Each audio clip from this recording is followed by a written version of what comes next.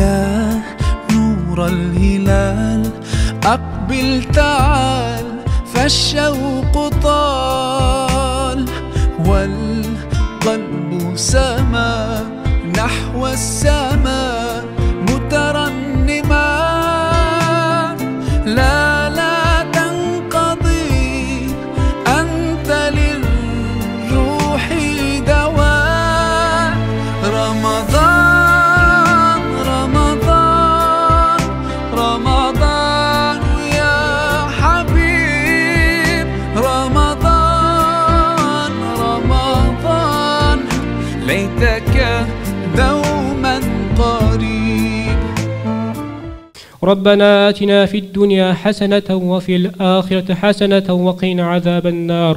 اللهم لك صمت وبك آمنت وعليك توكلت وعلى رزقك أفطرت فاغفر لي يا غفار ما قدمت وما أخرت برحمتك يا أرحم الراحمين.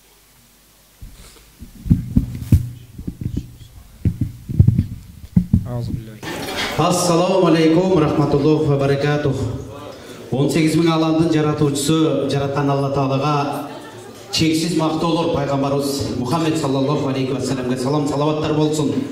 Айлардын султаны болгон ыйык Рамазан айынын болгондо дагы күндөрдүн султаны бүгүнкүдөй ыйык жума күнүгө баарыбыздын башыбызды бириктирип турган жараткан Алла Таалага чексиз шүгүрлөрдү айтуу менен биргеликте бүгүн баарыбыздын башыбызды бириктирип турган албетте ар дайым жардам колун сунуп кайрымдуулук иши менен алектенип ар дайым элибиздин көңүлүн көтөрүп көңүлүн кубандырып кайрымдуулук иши менен ар дайым алек болуп келген мыкты уюм десем болот. Ардактуу меймандар барыңыздар күбө болуп тургандай бүгүн ыйман жолу кайрымдуулук фондунун ооз ачар аземде сиздер менен жүз көрүшүп турганыбызга жаратканга дагы бир чексиз ыраазычылык айтуу менен биргеликте барыңыздарды бүгүнкү иш чарабызга куш келиңиздер деп коюуга уруксат этиңиздер. Ардактуу меймандар, мынакей барыңыздардын туткан орозоңуздарды ыйык айдагы эмне ниет, эмне тилек кылбаңыздар, тилек ниеттердин баарын Алла Таала орундаткан болсун деп айтуу менен биргеликте бүгүн баарыбыздын башыбызды бириктирип ар дайым кадамын жакшы ишке таштап, жакшы иштерди баштап, элибизди ар дайым ынтымакчылыкка, ыймандуулукка, кайрымдуулукка үндөп келген мына ушул мыкты жамааттын өкүлдөрүн баарыңыздарга ассаламу алейкум деп саламын айтып, бүгүнкү иш чараны официалдуу түрдө ачып берип коюу үчүн уюштуруучу топтун, уюштуруучу жамааттын, тагыраак айтканда ыйман жолу фондунун өкүлдөрүн алдыңыздарга чакырып коюуга уруксат этиңиздер. Мен алдыңыздарга чакырайын бүгүнкү иш чарабыздын өкүлдөрү, ыйман жолу кайрымдуулук фондунун өкүлдөрү Мырзахматов Куштубек мырза, Мамаев Канат мырза, Исаков Төлөгөн мырза, Элназаров Талантбек мырза, Мамбетқулов Мақсатбек мырза жана Исаев Медер мырзаларды чакырып алалы. Кол чаап коюңуздар, баракалла.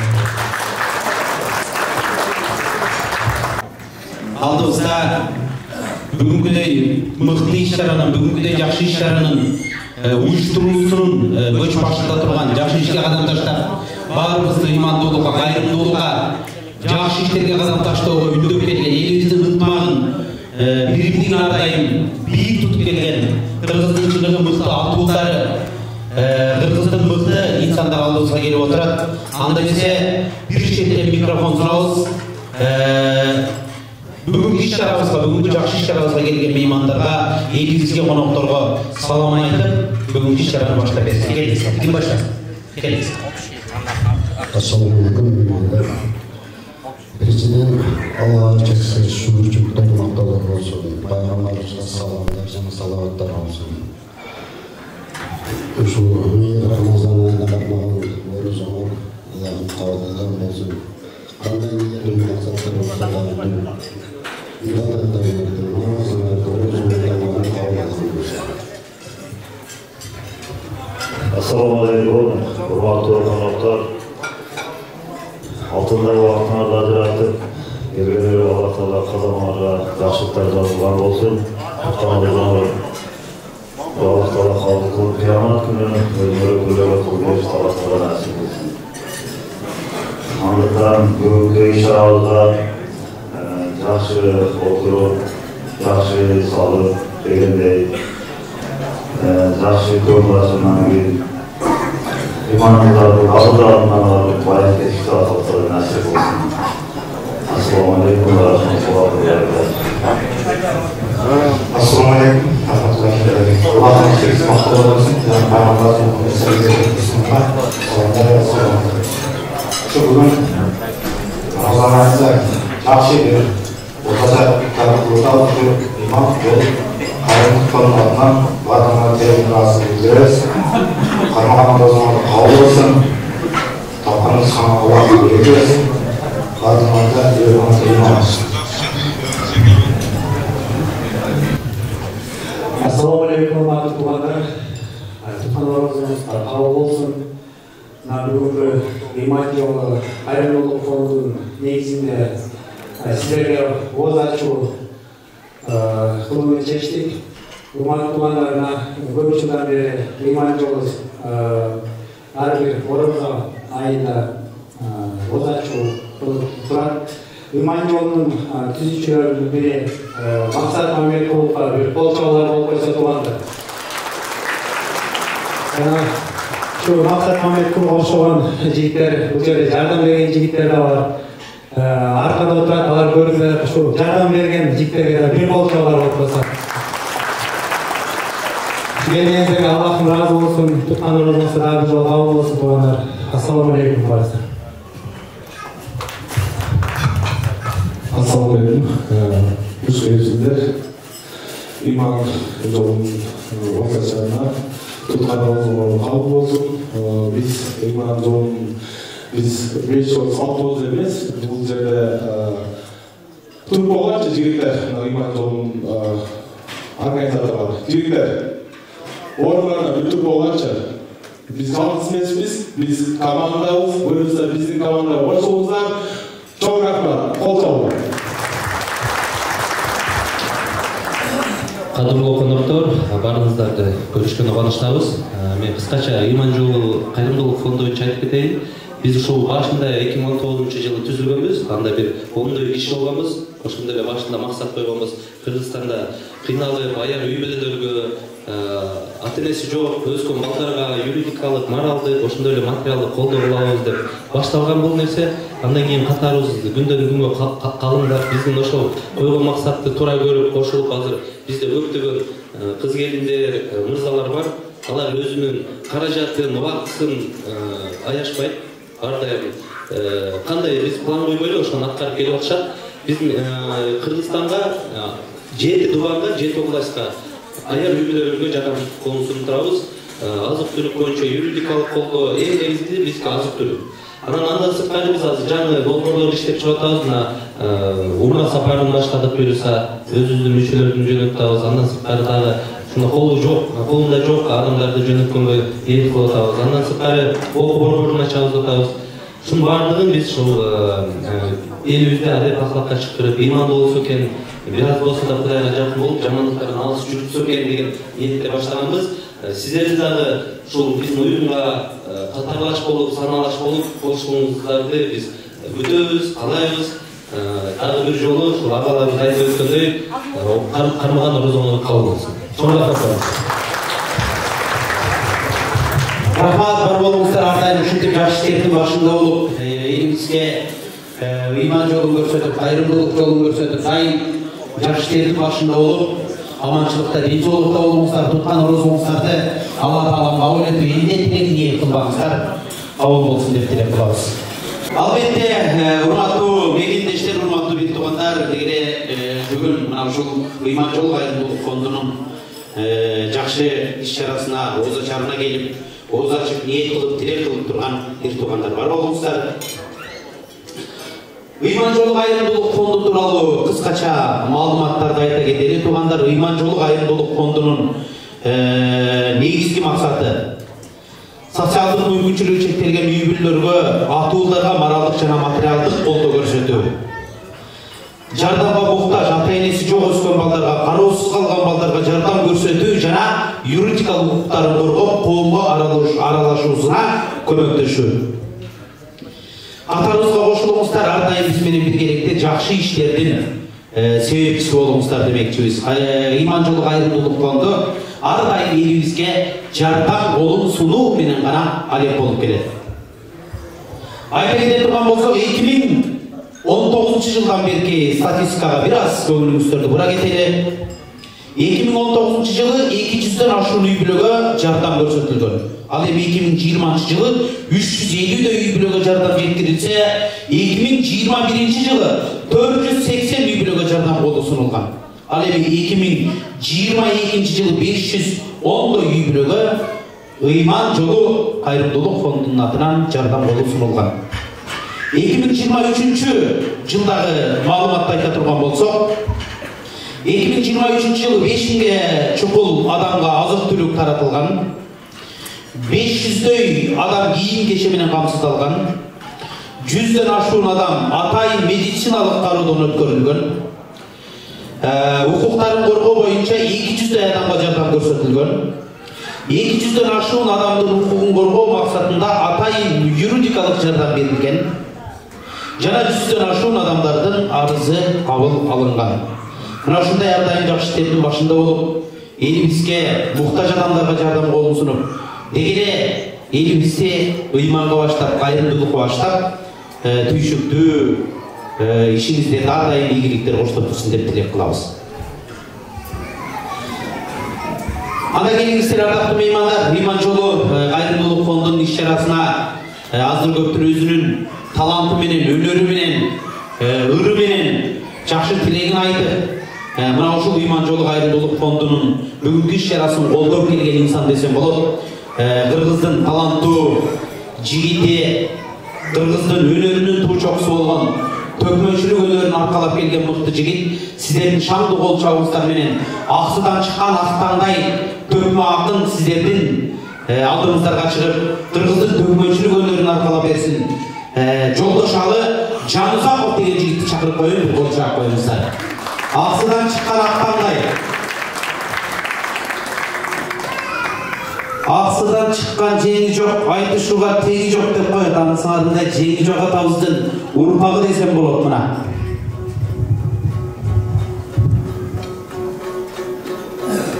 Жолдошалы Жанузаков.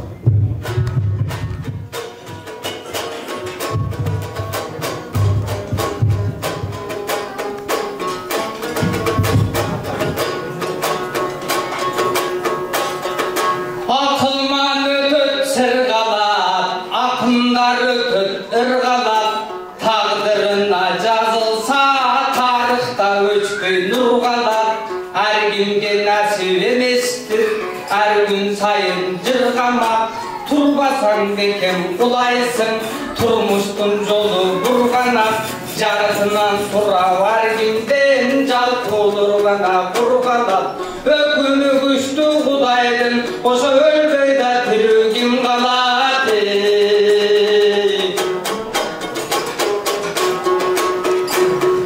Assalamu aleykum da amansınlar doy tuğandar,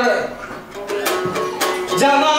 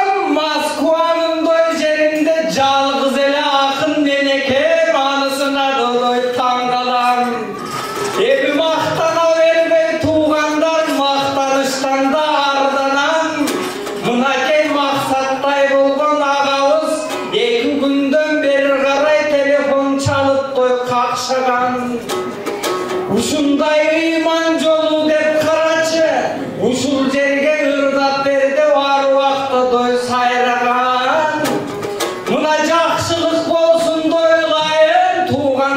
силерге мен жараткандан жакшылыктарды дой сурайын. Баягы Байдылда акын айткандай, кыргыз деп келген дүйнөгө дайыма кыргызга кызмат той кылайын. Кыргыздын канчалык кыйынчылыгыдай түссө башыма, туугандар далайгындагы чыдайын. Негедир маанайыңар дой пасырак, туугандар Рамазандой айында, кандай күн болсо да туугандар жүрөлүчү дой шатырак. Жана Аскат агам айткандай, мен кадимки жери жоктун дой урпагы, ошол аксыдан чыккан жери жок. Аскат аке, ак дайра экен жээги жок, ак туйгун экен шеги жок, ак тулпар экен дой чеги жок. Жеги жок деген дой эми жок, бирок менде эле жеги жоктун урпагы айтар сөзүмдүн дой кеми жок. Бирок акынын ырдап дой жатканда жакшылап колдой турган эле элим жок. Жагынан дой шегим жок. Эми айткандарым дой тамаша, акындык сөзгө жараша, элги урда олтурдан ырас эл болот экен дой тараза. Айланайын туугандар, ыйман жолуна баралы, ыймандыкты дой чалалы, 5 күн чөлүк өмүрдө ыймандуу болуп той калалы. Бул дүнүйө туугандар түбөлүктүү эмес экенин дой билебиз. Ошондуктан туугандар, биз дагы жакшылыкты силерге жайып дайымдоо жүрөбүз. Элинден чыккан актаңдай, Эшмамбет акын айткандай, жакшы да жүрөт ар жерде, жаман да жүрөт ар жерде. Ар кандай түрлүү пенде бар, бул адамзат бар жерде. Ошондой жамандардан болбостон, жакшылардан бололу. Биз экенбиз дүйнөнүн бир келип кеткен дой коногу. Анан туугандар, мен сиздерге айтарым, мендеги акындык талант өйдө эмес, негизи адамгерчилик жогору.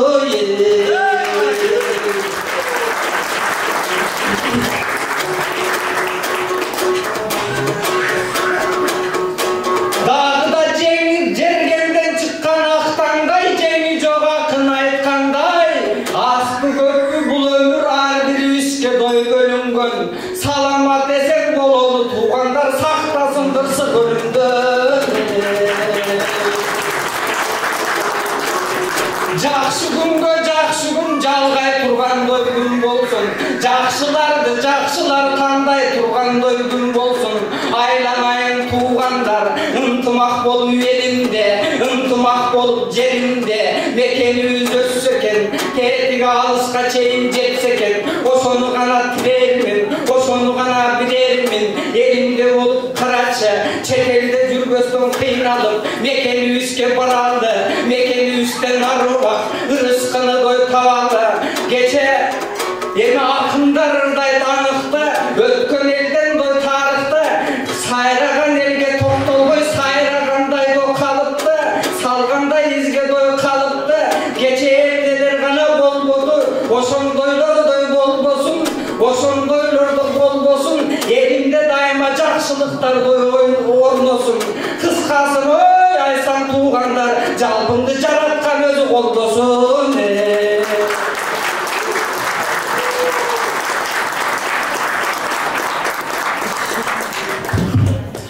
Рахмат, жолдошалы аксылык, баарына каалайт жакшылык.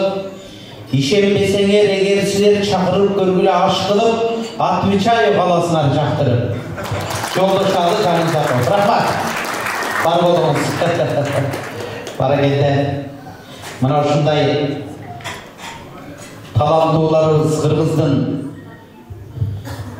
өнөрүнүн туу жок солгон ушундай төкмөчүлүк өнөрүн алып жүргөн таланттууларыбыз бар. Элибиздин маданияты, үрп-адаты сакталууда мен десем, жаңылбаган болом. Албетте жакшылар айтып отурмуздар, барыңыздарга көңүлдүү кеч калуу менен биргеликте мен алдыңыздарга бүгүнкү иш-чарабыздын дагы бир кадырлуу инсанын чакырууну туура көрүп турам. Демек мен алдыңыздарга чакырайын.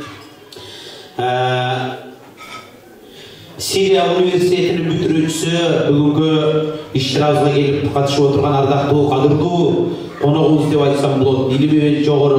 Білімі жоғары сіздердің қолшауыңыздардың қоштасуымен деп айтайын. Кавланов Мұхаммад Ажын шақырып қойға рұқсат етіңіз. Келіңіздер.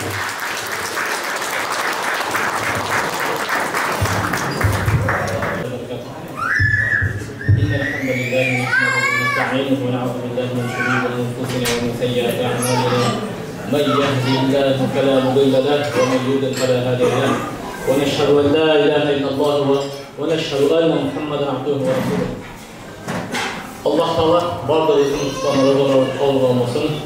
Cenab-ı Günü özü vadalgan silika attığı adamlardan uğramasın. Şu men sizlerge bugün aytıp kete turgan nasatım Qankende üyülerken bo'lib, Qankende biz bu dunyodan o'tganda bizning ortimizdan bu arada turgan bolalarga Payg'ambar sallallohu alayhi vasallam aytadi: "Innalloha amara al-mu'minina bima amara bihi al-mursalin." Albatta Allah subhanahu va taala insonlarga payg'ambarlarga buyurgan narsaga buyurdi deydi. Allah taala aytadi: "Ya ayyuhar rasul qul Allah'ın elçileri adamlarca yaşamak bulmalıydı. Oşandayla bizge de ya eyyühellezine amenu kullu min tayyibat ma razaqnakum degan. Ey iman keltirgenler biz bergen rızıklardan adalın jegileri. Emi bu adaldan bolgon tamak bu ahir ayını jannatga alıp baradi. Kimdegi bir tiştem aram jegen bolsa al adamdan duası 40 gün kabul olmaydı. Oşol üçün bizim ne oluşumuz gerek? Peygamber sallallahu aleyhi ve sellem daha bir hadisinde aytadi: "Kullukum ra'in ve kullukum mas'ulun an ra'iyati" degan. Sizler bardığınlar qaroçsыңар, erkeklerge aytadi. Bardık qaralığıçılarga kıyamet günü жооп бересиңер. Erten bizden buna hazır bizden suyup, sağınıp, öp, jittap, tövbüzge koygan baldarыбыз erten kıyamet günü bizning ziyanımız olmasında sebep ne? Balanın atada akısı var. Birinciden yaxşı at koyu, adaldan rızkı veriyor, Allah Teala'nı tanıtıyor, Peygamber'i tanıtıyor, dinini tanıtıyor. Kimdegi muşul nerseni kılgan olsa, al adam bu dünyadan ötkesi ökünbeydi. Sebep degende Peygamber sallallahu aleyhi ve sellem aytadi: "İnsan bu dünyadan ötkende 3 nersesi jetip turadi" deydi. 3 nersenin birisi bu salih bala. İmanlı bala kalgan bolsa, Allah Teala'nı tanıgan, kitabını tanıgan, Peygamber'i tanıgan bala kalgan bolsa, oşol adam dua kıladi da kimdegin Kur'an'ı tanıtkan bolsa, Kur'an-ı Kerim'in içinde aytadi: "Rabbirhamhuma kema rabbayani sagira" deydi. Rabbim meni şu iki adam atenem qanday ırayım bilen bakkan bolsa, kut oşonday kılıp rahmatını alıp koy degan ayet var. Kur'an-ı Kerim'de kimdegin üretip oşol nersege amel kılıp algan bolsa, bu adam hiç kaçan tiri bolovu, ölü bolovu hiç kaçan ne ziyan çekmeydi. Oşol ayette aytadi: "Egerde oşol atenden ekönün birösü şunday jaşın kayıp neme olup kalgan bolsa" deydi. Ne dedi? "Waqfid lahuma janaha zulli minar rahma" deydi. Oşol ekönü rahmattan bolgan kanatыңды жайгын deydi. Bizden rahmattan bolgan kanatımız qanday kanat? Qarıganda bir söz aytsaң uqbay qalat, düşünbey qalat. Oşol waqtda "Ey, nega düşünbeysiz? Aytdım go" debeşiz gerek. Oşonda rahmat kanatыбыз ne? Maqul apa, maqul ata. Misal üçün hazır bir nerseni aytkan bolsa, kayra eşikке çıkıp kelseң dagы oşonu aytadi. Ne? "Oy, mına işti kıldыңmы" deydi. "Ova kıldım" desең kayra kelip. Oşol üçün ne? Biz yaxşı rahmat kanatыбыз misal üçün bir jipke же болбосо бийик үйгө эмес, муктаж эмес ата-энелерибиз карыганда. Биздин жумшак сөзүбүзгө, жумшак төшөгүбүзгө ошол болгону бир сындырымдан жейт. Ашып барса, кээ бир карып калган адамдар bir күндө бир сындырым жейт, кээ бирлер 2 күндө бир сындырым жейт. Не? Ошого болгону биздин жумшак сөзүбүз, жумшак мамилебиз. Канткенде ошол мамилени ошондой немелерди кыла турган балдар кылат десе, biz Allah ta ne Peygamber sallallahu aleyhi ve sellem gösterip koyup ketken. Аллах Таала айтады: "Ва ма яттақиллах яджаллаху махраджа ва ярзуқху мин хайсу ла яхтасиб" деген. Кимде-ким Аллах Таалага тақуалык кылган болсо, ишин жеңилдетет. Күтүлбөгөн жактан рызык берет дейт. Дозоктон куткарат. Фамубиқуха деген өзүн-өзү дозокко даярдайт. Неге? Ал адам чачын жакшы иштебей, же болбосо бирөөлөрдү сөгүп, же болбосо бирөөлөрдүн нерселерин урдап коюп, ушундай неме кылган болсо, фамубиқуха. Ошол үчүн биз Аллах Таала бизге бул дүйнөнү не кылды? Мындай базар кылды да. Базардан каалаган нерсени сатып аласың. Кааласаң ширинник сатып алсаң болот, кааласаң ушундай бир жакшы нерселер сатып алсаң болот, жаман нерселер сатып алсаң болот. Ошол үчүн биз не кылышыбыз керек? Жакшы нерселерге аракет кылышыбыз керек. Ошол баягы хадистин уландысын айтып кетен: "Kullukum ra'in va kullukum mas'ulun an ra'iyati" дейин. Бардыгыңар кароочусуңар, бардыгыңар каралуучуларга кыямат күнү жооп берет. Аллах субхана ва таала айтат: "Yawma yafirrul mar'u min akhihi wa ummihi wa abihi wa sahibatihi wa banihi likulli imrin minhum yawma idhin sha'nun yughni wujuhu yawma idhin musfira dahikatun mustabshira wa wujuhu yawma idhin 'alayha ghabara tarhaquha qatara ulaika humul kafaratul fajara." Ушундай бир күн келет. Yawma yafirrul mar'u min akhihi. İnsan bir tuğan ağasından kaçat. Ve ummihi ve abi, ata enesinden kaçat. Ve sahibatihi ve bani, ayalından, baldarından kaçat olan gün gelet. Likulli emrin minhum yawma idin şa'nu yughni. Bardık insan, uşul men özüm ne? Dozoktan kutulup cennetke tatıktı olsam da uşunda kaçıp kalatken de menin atam jolukpasa eken, menin ayalım jolukpasa eken deyitken. Bundan minel khasirin. ربنا آتنا ما وعدت على رسلك ولا تخزنا يوم القيامة إنك لا تخلف الميعاد والعصر إن الإنسان لفي خسر إلا الذين آمنوا وعملوا الصالحات وتواصوا بالحق وتواصوا بالصبر. Ey Allah'ım, bardığımızın tutkan oruçlarımızı özün kabul kılgın. Kıyamet günü özün vada kılgan beleklerge bizde жетишибиз насip kılgın Allah'ım. Ey Allah'ım, Peygamber sallallahu aleyhi ve sellem aytkan sözünde men sama ramadanan imanan ve ihtisaben gufra lahu ma taqaddama min zambih degen kim bul orozonu farz dep iman менен ишенип туткан болсо өткөн күнөөлөрдү кечирет деп ошо күнөөлөрүбүз кечкин. Ey Allah'ım, ошондой эле ушу биздин зурриятта келе турган ушу балдарыбыз, небере чеберелерибиз имандуу келип İslam'da törölü iman менен ölüşleri nasip kılgın Allah'ım. Ey Allah'ım, ошондой эле ушу бизге дагы иман менен bu dünyada коштошууну насip kılgın Allah'ım. Ey Allah'ım, ошондой эле ушу бардык муумин не muhtaçlık болгон сөзүң ошол muhtaçлыгын чечкин. Ey Allah'ım, бардык муумин уул кыздарын салих, салиха, хафиз, хафиза кылып, ayaldардын мутиа кылгын Allah'ım. Ey Allah'ım, ошондой эле ушу биз үчүн ушу багып чоңойткон балдарыбыз Kıyamet günü şafaat kıla turgan, cennetke çoğu gire turgan oğul kızlardan, ayallardan boşuna nasip kıl Allah'ım. Ahiri da'vana elhamdülillahi rabbil alemin. Salatu vesselamu ala nebina Muhammed ve ala alihi ve ashabihi ecmaîn bi rahmetih. Rahmat Ажеке, Allah razı olsun. Айтқан ар бир тилегиңизди, ниетиңизди, дуаларыңызды Алла Таалам кабыл эткен болсун. Баракелде. Урматтуу мекендештер, урматтуу бүгүнкү иш-чаранын катышуучулары, албетте ар бирибиз жакшы ниет менен, жакшы тилек менен ушул жерге бүгүн ыйман жолу кайрымдуулук фонду жакшы иш баштап, жакшы ниет менен дасторкон жайып, озочар кылып жатыр деп кадам таштап келдиңиздер. Ар бириңиздердин ушул жерге басып келген ар бир кадамыңыздарга Аллахым сооп жазган болсун деп тилек кылабыз. Айтайын дегенибиз, ыйман жолу кайрымдуулук фонду атайын кире бериште кутуча турат. Мына ушул кутучага мына ушул Рамазан айында аздыр көптүр жараткан Алла Таала тапканыбыздын берекесин берип, ырыскыбызга ырыскы кошсун деп ниет кылган тилек кылган мекендештердин тилегин орундатсын. Мына ушул кутучага аздыр көптүр соо иш кылалы, мына ушул ыйман жолу кайрымдуулук фондуна аз да болсо салымыбыз болсун деген мекендеш бир туугандар болсо, мына ушул босогодо кире бериште кутуча турат, эсиңиздерге салып коюуну туура көрдүк. Бүгүнкү уюштуруучу топтун атынан, уюштуруучу жамааттын атынан келген меймандарга аздыр көптүр жакшынакай белектер даярдалган. Мына ушул белектердин ичинен мен ушул жерде сонун китептер турат. Ыйманга чакырган атайын айымдар үчүн жакшынакай сонун китептер бар экен. Мына ушул китептерден 1-2 алайын дагы. Келген меймандар, алдыңыздарга мынакей бүгүнкү иш-чаранын сый тамагы, устукан эт, сый тамагы аш тартылды, тамагыңыздар таттуу болсун, үмүттөбүз. Анда мен суроо салайын, мен берген суроого кайсыл инсан биринчилерден болуп кол көтөргөн болсо, ошол инсанга барып микрофон сунам.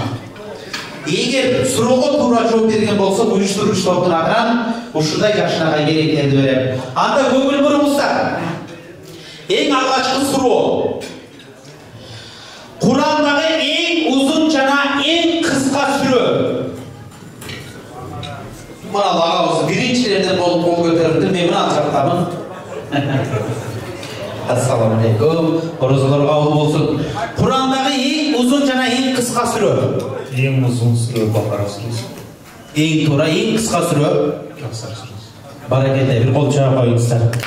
Агабызга сүйүктүү пайгамбарыбыздын сыпаттары деген жакшынакай китепти белек кылабыз, бир кол чыгара коюңуздар. Бар болуңуз. Кийинки суроого өтөбүз. Кийинки суроо мына ушул төр жакка туруп алайынчы, анча кол көтөргөндөрдү көрбөй калат окшойм, да? Кийинки суроо. Куранда кайсыл сүрө кайсыл аялдын аты менен аталган? Мына биринчи кол көтөргөндөргө барайын, агай. Сиз мына агайыбыз биринчилерден болуп кол көтөрдү. Мариям. Баракелде, бар болуңуз. Мына бул билек сизге болсун, кол чабуулар болсун. Kur'andагы кайсыл сүрөнү 3 жолу окуса, Kur'андын толук окугандын соогунан чыгып. Мына агайыбыз микрофон. Ихлас сүрөсү. Баракелде, кол чабуулар болсун. Агайыбызга мына ушундай Насаат деген жакшы китепти беребиз, берем. Kur'anda кайсыл пайгамбардын окуясы көп баяндалган? Мына жакта агабыз биринчи кол көтөрдү. Kur'anda кайсыл пайгамбардын окуясы көп баяндалган? Муса алейхиссалам. Баракелде, бар болуңуз. Кол чабуулар болсун. Сизге мына ушундай берем. Бар болуңуз, баракелде. Кол чабууларыңыздар, бар болуңуз. Мына бул билет сизге болсун. Рахмат.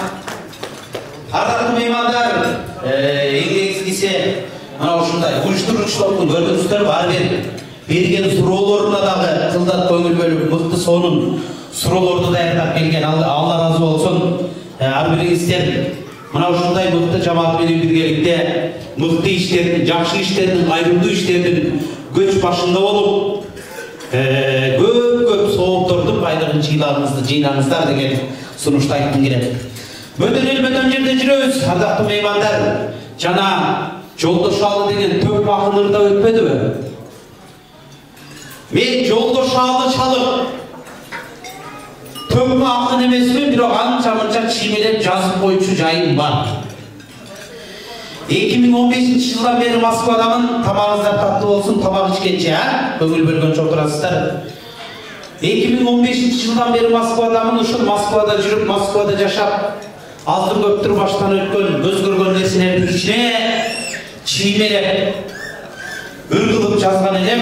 Ошол ырды окуп берип коюуга уруксат этесиздер. Бул ырдын аталышы тагдырлар деп аталат. Тагыраак айтканда Москвадагы тагдырлар деп айтсак дагы болот. Тагдырлар. Тагдыр бар туулуп өскөн жер алыс. Тагдыр бар жубайынан эр алыс.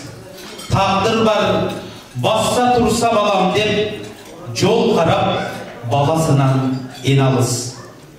Тагдыр бар жаңы үйлөнгөн жаралыс. Тагдыр бар бешиктеги балалыс. Тагдыр бар ашыктыкка арбалып süygönün, süyüp жүргөнүн жанабыз. Taqdir var, alыс bala barabız. Taqdir var, bir жыл işlep arabız. Kubarıp, kusa olup atenege, meylimge suusap durgan balalız. Taqdir var, ömür ötkön talalap.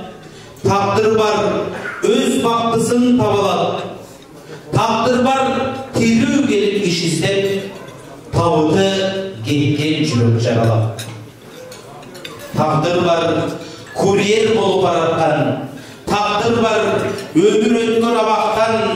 Taqdir var, taza işlep alıştep. Tartınbay, adal emgek tamaktan. Taqdir var, moyun sungan жазмышка. Taqdir var, ketem degen jaz çıksa.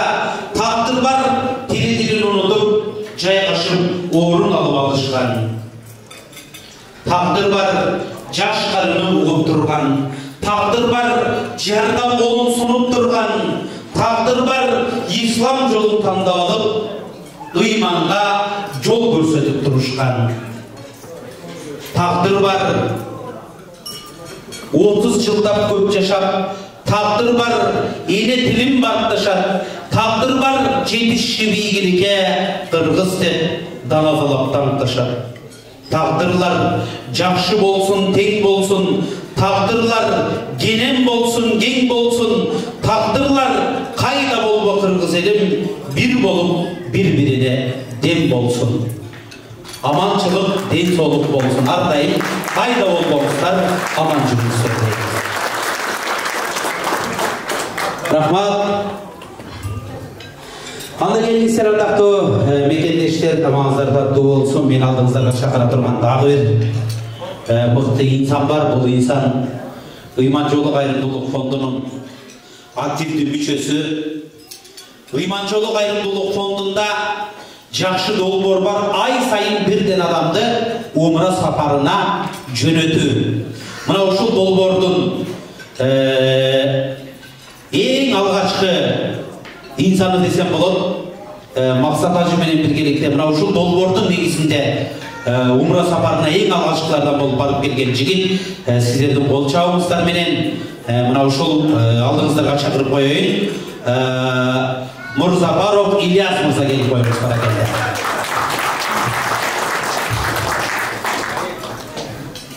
Ассаламу алейкум. Бүгүнкү келген коноктор, Аллах Таала туткан розоңуздарды, кылган ибадатыңыздарды кабыл кылсын. Аллах Таала насип кылып биз биринчи жолу умрага барганда ниет кылдык эле. Рамазан айында барып, Пайгамбарыбыз саллаллаху алейхи вассаламды зиярат кылып, Мекке шаары бул шаарлардын энеси дейт. Ошол Мекке шаарына Пайгамбарыбыз төрөлүп, ошол жерде дин таратылып башталган. Ошол жерге барып ибадат кылып келишке насип кылды. Алла насип кылып бул барышыбыз үчүнчү умра сапарына. Бул барышыбыз өзгөчө болду. Ыйман жолу фондунун негизги максаты бул мекендештерди, Россияда жүргөн мекендештерди Аллах Тааланын динини таанытыш үчүн ушундай долбоорлорду ойлоп чыгып баратабыз. Алла насип кылып биз биринчилерден барып келдик. Максат дамла менен бардык. Анан максат дамла менен негизи тааныш деле эмес элек. Телевизордон көрүп сиздер сыяктуу ушу сабактарды угуп келчүбүз. Анан ошо 200 адамдын ичинен биз максат дамланын жанында отуруп самолетто түшкөндөн кийин кичине кызмат кылып сумкаларын кармашып койдук эле. Гостиницага киргенден кийин дамла өзү чакырып, таксырым келиң, биз менен бир комнатада болосуз деп бизди чакырып алды Алланын өкүмү менен. Анан ошол жерге кирип баргандан баштап, биринчи күндөн баштап ошо Бишкекке келип түшкү чөктү, дамла менен бирге болдук Алланын амыры менен. Көп нерсени айтты, көп нерсени үйрөндүк. Биз ал жерге барып, Пайгамбарыбыз саллаллаху алейхи вассалам кандай дин тараткан, сахабаларыбыздын жашоосу кандай болгон, кантип биздин Орто Азия элибизге дин келип калган, ошол дин мээнетин түшүнүп келдик. Аллах Таала ар бир нерсени ниетке байлайт экен. Ошого бул жерде отурган ар бириңиздерге сунуштайт элем, каалайт элем. Ар дайым ниетиңиздерди түздөп, ар бир ниетке Аллах Таала периштелерине момин деп тизген болсо, ошол нерсе боло берет экен. Биз максат дамыланын жанында кызмат кылышты негизи бул миштатта эткен эмеспиз. Бирок Аллах Таала ушундай кылып койду. Биз жанында кызмат кылдык, жанында шерик кылып, шейхтердин жанына алып барды. Көптөгөн нерселерди көрсөтүп кетти. Не дейбиз? Ниет тууралуу айткым келип атат. Ниет кылып ушул жерде отургандан азыртан мен бул жерде көбүңүздөрдү тааныйм. Ака-укалар бар, достор бар. Көбүңүздөр намаз окуйбуз, ниет бар деп жүрөсүздөр. Ошого мындай өзүнүн тилде айтмакчы, эркекче ниет кылып туруп ушерден орозонун айында, ыйык орозодо өзүңүздөр ниет кылып намаз окуйм, бүгүндөн баштап намаз окуп Аллах Тааланын дини менен жашайм деп ушул жерде ниет кылып туруп кетиңиздер. Бул иман жолу фонду негизги максаты ушул. Динди таратуу, дин менен адамзаты, мусулмандар дин менен жашоо, не только кыргыздар. Бул ислам дини бүткүл ааламга түшкөн, бүткүл адамзатына түшкөн. Ошон үчүн альхамдулилlah мусулманбыз деп эле жүрө бербей, бүгүндөн баштап намазыбызды тургузуп, Аллах Таалага ибадат кылып, эки дүйнөнүн бактысыны Аллах Таала динге койгон. Башка жактан издеп отурбаңыздар. Бу жерде азыр дамыл айтып кетти. Уктаганыңыздар дагы ибадат депчи. Уктаганыбыз дагы ибадат болгон болсо, бала чакабызды багабыз деп жүрөбүз ар бирибиз бу жерде. Ошого намазыбызды тургузуп, Аллах Таалага 5 убакыт Аллах Таалага дуа кылып, Аллахтын дини менен жашаган болсок, андан да көбүрөөк сооптор берилет иншалла. Биз сөздү көбөйтпөйлү. Умра сапарына иншалла биз биринчилерден болуп бардык. Мындан бул жагына дагы адамдар кошулуп келет. Сиздер да кошулуңуздар. Ар бир адам, ар бир кыргыз, ар бир кыргызстандык ошол умра сапарына чыгып, өзүнүн динини, өзүнүн пайгамбарынын жашоосун үйрөнүп келиш үчүн умра сапары азыр бизге жеңил болуп калды. Ошол жака барып, пайгамбарыбыз саллаллаху алейхи вассаламдын жашаган жерлерин көрүп, пайгамбарыбыз саллаллаху алейхи вассалам басып өткөн жерлерди көрүп, Кабатуллага барып, ошол жерге барып, пешенеңиздерди жерге саждага коюп, намаз окуп келишке ар бириңиздерге насип кылсын Аллах Таала. Ал жерде кече максат дамыл айтмакчы, бир жолу жума окуган адам дейт. Ошонун эгерде Аллах Таала орозо күндүн Кабатулла Макканын ошо Кабанын жанында окуган жума дейт. Жөнөкөй жумага караганда жөнөкөй жума окуп, ошого теңейм болсо 55 жыл жашаш керек экен да. Аллах Таала ошон үчүн ар бириңиздерге ошол жерге барып намаз окуп, кылган күнөө иштерибизди ошол жерге барып дуа кылып сураганда ар бирибизге насип кылсын туугандар. Ошого сиздер да кошулуңуздар. Ыйман жолу бул жөн эле тамак ашты уюштуруп, тамак жедирип коюп, майыл деп кетириш эмес. Алланын динини жеткириш. Ар бириңиздерге, мына жерде отургандарга ар бириңиздерге аманат. Аллах Тааланын динини мен колман келишинче айттым. Сиздер эртең таныштарыңыздарга айтыңыздар. Намазды баштаңыздар, баштай алаткан акалар, укалар, достор. Аллахтын дини эки дүйнөнүн бактылыгын алып келет. Башка жактан бактылык издеп таба албайсыздар. Азыр мүмкүнчүлүк бар да намазды тургузуп, туура жолго баштап, бала чакаңыздардын дамыл айтып кетти. Бала чакаңыздардын тарбиясы силердин мойнуңарда, аялыңыздардын тарбиясы силердин мойнуңарда. Ошон үчүн колдон келишинче ыйман жолунун негизги максаты ушул, дин таратуу. Ошого келиңиздер, ушул нерсени колдоп, күндөн күнгө кошулуп, ушундай жакшы иш-чараларды өткөргөнгө насип кылсын. Максат дамына менен сүйлөштүк. Азыр постоянно мындай звонок этип сүйлөшкөн Аллах Таала мүмкүнчүлүк берип койду. Жайда укам чакырсаңар келейин деп. Жайда максат дамланы иншалла ушундай чоң залды алып, максат дамланы алып келип, сол жерде суроо жооп, сабактарды өткөргөнгө насип кылсын. Чоң рахмат баарыңыздарга көңүл бурган. Рахмат, Алла разы болсын, бар болуңуз. Ар дайым ушинтип жакшы иштердин башында жакшы иштерге кадам таштап аманчылыкта жүрүңүздөр. Ыраазычылык билдиребиз. Албетте баарыбыз биргеликте ушундай жакшы иштерге себепчи болгонго Аллахым насип эткен болсун. иш-чарабызды алга карай уланталы. Иш-чарабыздын аягына чыгуу мүнөтү дагы жакындап баратат. Ага чейин мен алдыңыздарга албетте ар бирибиздин жан дүйнөбүздү кубандырган, жан дүйнөбүздү сүйүндүргөн, жанагы үч болгонубуздун коштоосунда жакшынакай үнүн созулантып берген Жолдош Алы мырзаны алдыңыздарга кайрадан чакырайын сиздерге. Жана кыргыздын төкмөчүлүк өнөрү менен мыкты өнөрүн көрсөтсө эми кыргыздын жакшынакай дастандарынан, насаат ырларынан бир-эки шиңил аткарып берет деген ойдо турабыз. Жолдош Алы Жанузаков бир кол чыгара коюңуздар. Колдон келишинче ырлап берейин, кабыл алып коюңуздар. Эзеликке биз дагы эми ошо залкарлардын жолун улоочубуз, Токтогул Жеңи жол катарларыбыздын керме насият ырларынан үзүндү аткарып берейин, кабыл алып коюңуздар.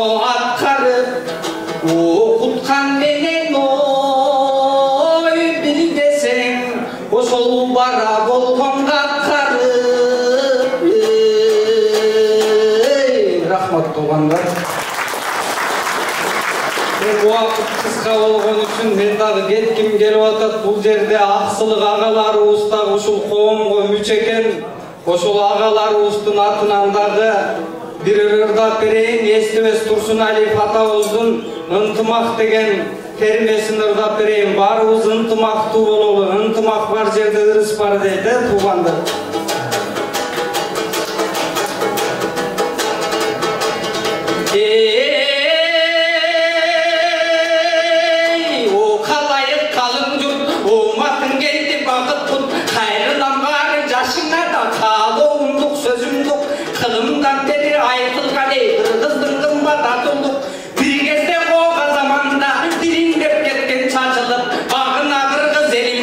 Batırma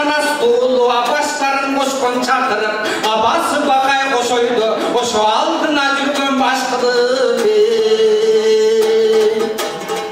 ошол акылмандардан калган сөз, аталардан алган сөз, анан эмгек акниет, алисанга балган сөз, Алла Таала жараткан ак дилиңе салган сөз, ырыс салды ынтымага ырахатка канган сөз, ынтымак ырыс бирдикте деги ыйман бактала энчилеши.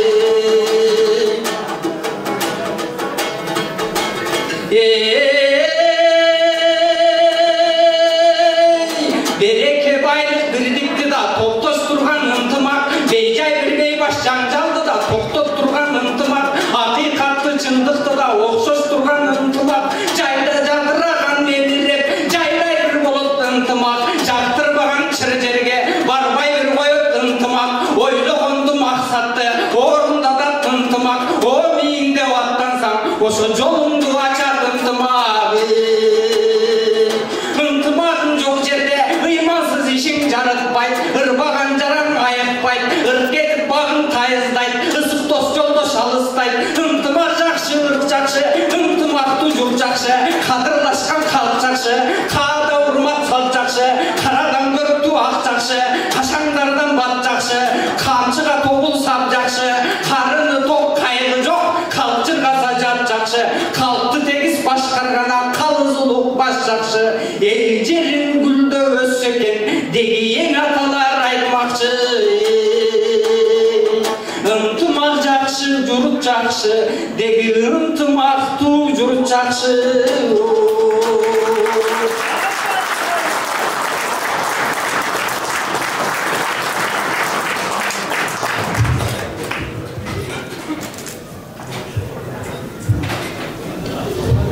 Баракелде, бар болуңуздар, жолдошаларыбызга ыраазычылык билдиребиз. Урматтуу коноктор, келиңиздер, мына ушул жердеги белектерден, мына жердеги жигиттерден бири көңүл келип бармаш койгулачы. Дагы мына жерде мыкты сонун суроолор бар. Ушул суроолордон узаталы атайын мына ушул бүгүнкү иш-чарабызга келген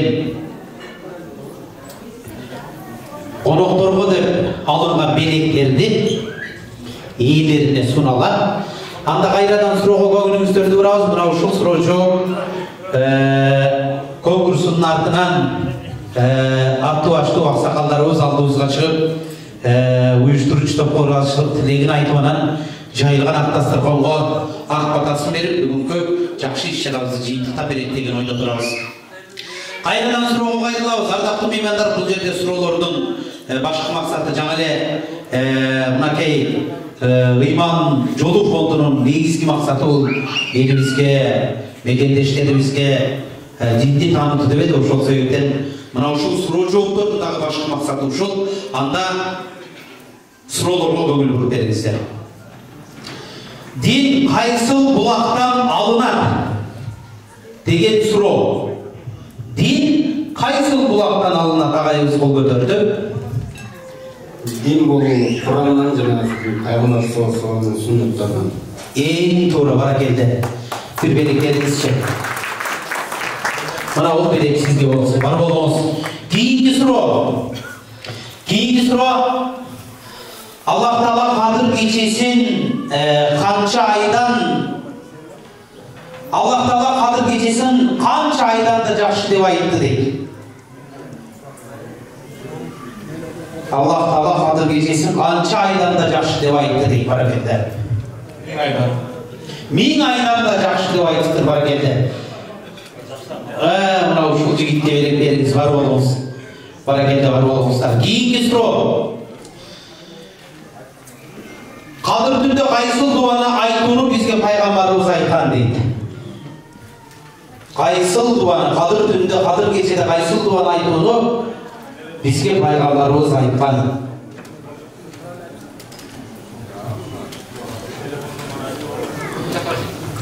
Баракелде, жеңебиз кол көтөрдү.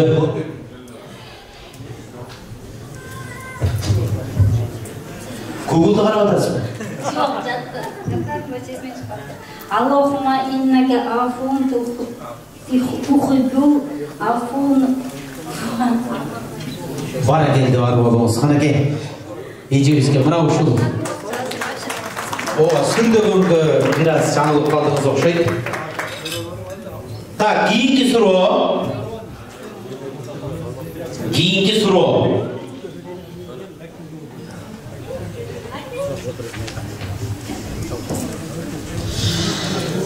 Пайгамбарыбыз адам баласы барына жетпеген эки чоң жакшылык немат бар деген алар кайсылар, ким айтат?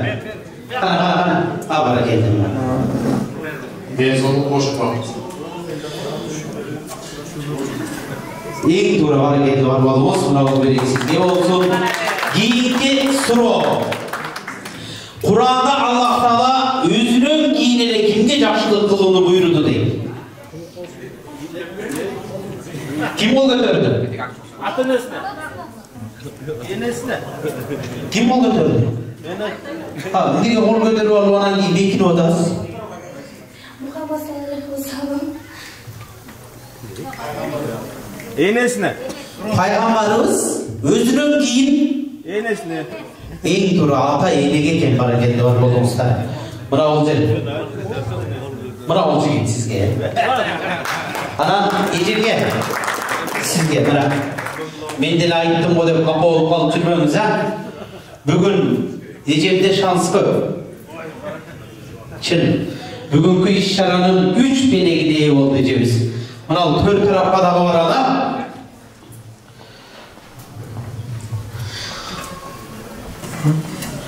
Allah Taala pendelерин ата энеси кайсыл сөздү айтууну күнөө деп айткан дейт. Баракелде мына ол жигит биринчи кол көтөрдү. Уф деген сөз. Баракелде уф деп үшүрмөш керек экен, а? Баракелде алыңыз. Баракелде. Мына ол берек сизге болсун. Бана болуңуз. Пайгамбарыбыздын кимге жакшылык кылайын дегенде 3 ирет кимге жакшылык кылууну буйруган дейт. Эң туура. Mına ağayımızға berek. Mına ol berek alып koyunuz. Birincilerden bol kol götürdünüz. Sizlerge de rahmat. Kiyinki suroo. Çok 5-6 kişi kıyıldı da kiyinki verişip bilmeye kaldınız da. Hoşuma ayttanım. Kiyinki suroo. Adam balasının kılgan işlerinin içinden Allah üçün kaysınısı en süykündü. Fark edin.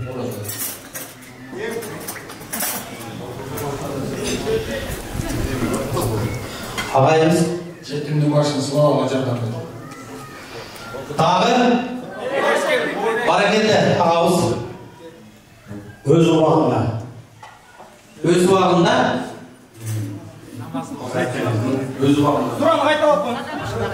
Suru adam balasının kılgan işlerinin içinden Allah üçün kaysınısı en süygündü. Sadaka. Dağı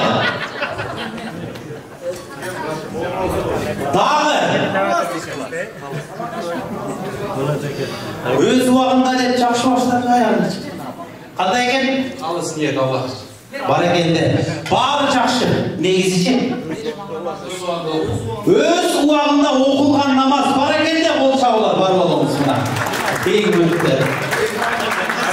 Allah geçirmey turgan günөө kaysıl?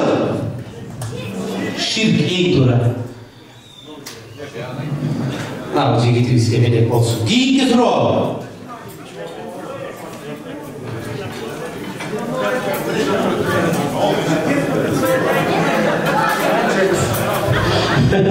Men da kıydırdım o deydi. Tigeci. O albaganlarga dagı bereli, ha? Aralatı. Barakelde. Albaganlar da kança bilmegenler de kol götürüңүздөр. Şunu uğrap jardam beremiz. Kiyinki suroo. Пайгамбарыбыз балдарга коюлган эң жакшы аттар деп кайсыл аттарды айткан? О, эң туура. Мынал жактан эки киши кыйкырды. Биринчи кыйкырган ким? О, мен дейт.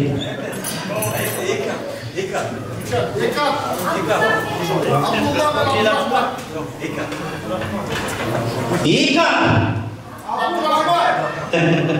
Mınal jigitke. Qanday eкен? 3 minut. Жоқ, азыр суроо да сиз кыйкырдыңыз го.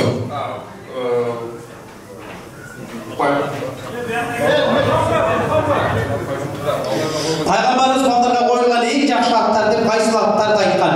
Абдулла. Дағы? Абдурахман. Баракелді бар болыңыз. Мынау білесіз. Көрікті. Кейінгі сұрақ.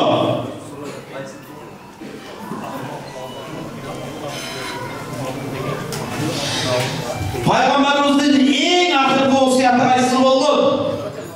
Деген сұрақ. Пайғамбарымыздың ең ақырғы уасияты қайсысы болды? Төрт бір жігіт қол көтерді. Мына бірінші қол көтергендерге қарайыншы, тура түсініңіздер. Так. Намазан Арабекимов. Ай, баракелді. Мынау шул бедей тағылыңыз бар болыңыз. Баракелді мықты. Орызы қармонын қайсыл дуасы қабыл болады дейді.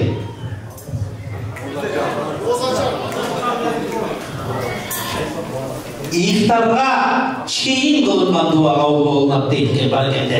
Кім қиылды?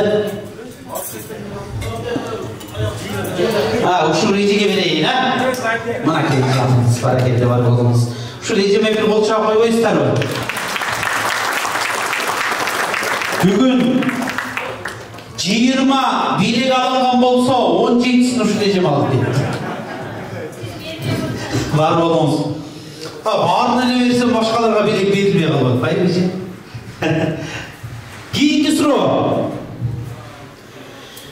Ақырғы сұрақ деп айтсам да болады, ораза қармаушылар үшін Аллах қайсыл бейішке кіреуісін убадалаған дейді. Өте көп кішілер қол көтерді. Өте көп кішілер қол көтерді. Айындар көтерінші. Қайсыл бейішті убадалаған екен? Қандай? Раян беш. Баракелді бар болыңыз. Мынау белгісізде бар болыңыз. Құлайым, Аллахың сізге дағы раян бейішін насып қылған болсын, иншалла. Раян ешігінен ауа. Ардақты меймандар, анда келіңіздер. Кече салға қарай уландалы ұйыштырушы топ белектерден дағы берек оғалды оқшойды. Келген қонақтарға ата қылып, берек қылып, тапшырып қойсаңыздар болып, айымдардан, ағалардан бар болыңыздар.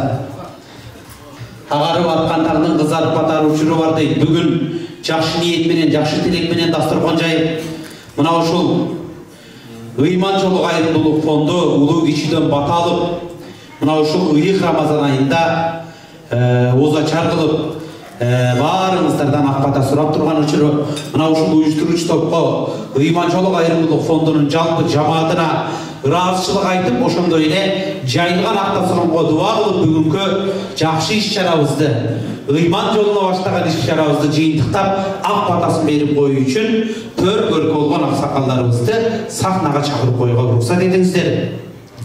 Кыргыз биримдиги коомдук уюмунун аксакалдар кеңешинин төрагасы Ахмат Марайымбеков агайыбызды жана ошондой эле Көк Жаңгак коомунун төрагасы Алимбаев Мунарбек агаларыбызды чакырып коюун уруксат этиңиздер. Барыңыздар, кымбаттуу мусулман кыргыз тугандарыбыз. Мынау өтө жакшы көрүнүш. Мен 15 жыл мурун ойлогон элем ушу биздин жаштар качан бир ыйман жолго түшөт экен деп. Азыркы көрүнүш өтө сонун. Демек биз кыргыз элибиз туура жолдо кетип атабыз. Аллахтын жолун жолдоп кетип атабыз. Жаштарыбыз көбөйүп атат, орозо туткан жылдан жылга. Мындай ынтымагыбыз көрүнүп атат, биримдигибиз алакандай көрүнүп атат. Мен каалоом, тилегим ушундай уюштуруучулар көбүрөөк боло берсин. Күндөн күнгө көбөйө берсин. Арабыздын катарыбызда мусулман көбөйө берсин. Кыргызстан бириге берсин. Ынтымактуу болсун. Ошондо биз өнүгөбүз. Көп жакшы жетишкендиктерге жетишебиз. Бул да Аллахтын жолу. Бул да ыйман. Уюштуруучу топтор бул деген чоң жоопкерчиликтүү. Бул парз экен, ушул күнү силерде моундай кылат деп эч ким айткан эмес, бирок Аллахым айткан экен. Ошол парзыңарды аткарып атасыңар. Алла разы болсун силерден.